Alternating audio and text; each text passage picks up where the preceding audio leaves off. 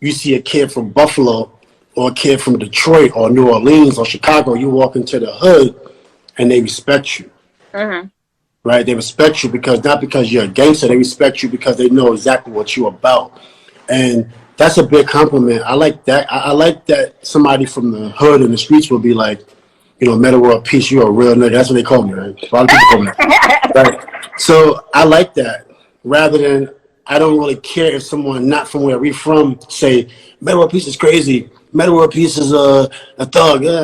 Whatever. Yeah. Yeah, you're out of touch, right? So for me, since day one, I got into the league, people knew what it was. Whether you was a sports reporter, whether you was from a projects, you knew what it was when you was walking in front of Ron Artest. And the reason is because being authentic.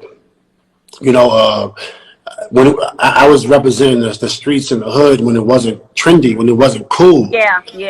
I didn't really need to wait until something horrific happened, such as police brutality, or I never waited for any moments. It was, I already knew that we was in a bad situation. Do you think that you took the heat for that? Kind of like how Allen Iverson took the heat for like the style. Do you think you took the heat for like that?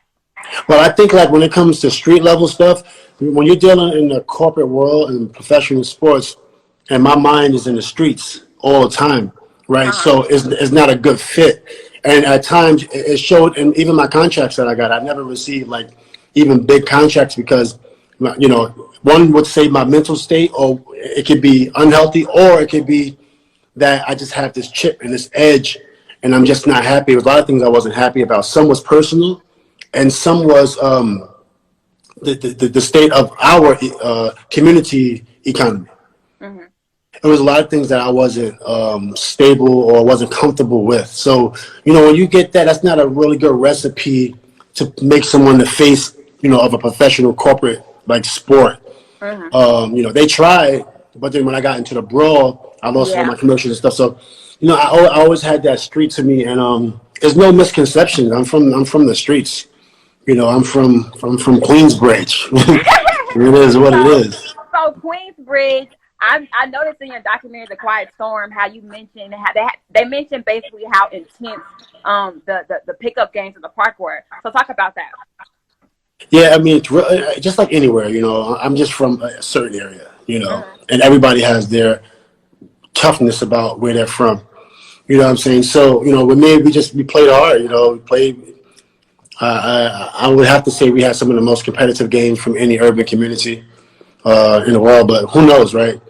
You look at a guy like Giannis, he's a tough one. Who knows where he's from?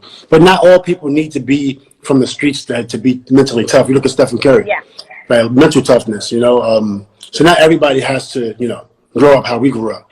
But we had some good games, and you know, it was just amazing. I learned my style of play from most of the hustlers in my neighborhood. It wasn't from a coach.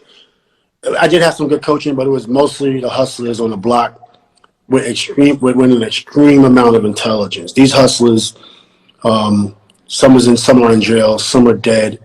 They were some of the most intelligent basketball players you would have ever came across.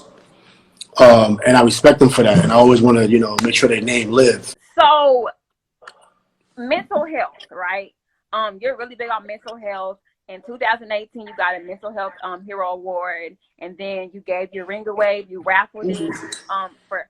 Wow, This is the only one. This is the only one I have. You said what? This is the only. Well, I got a couple other awards, but this is one of my favorites. It's That's amazing. The Citizenship Award. That is really dope. It really is. So, how do you feel about the awareness of mental health in the NBA right now? Because you know you're a big part of like the push for it. So how do you feel about where it is right now in the league? I think it's in a good state. You know, people need support. A basketball player is only human. The bank account might say otherwise, but right, bank account might say otherwise. It might cause someone to think you're superhuman, but that's just not the case. Some people are okay in the inside and outside.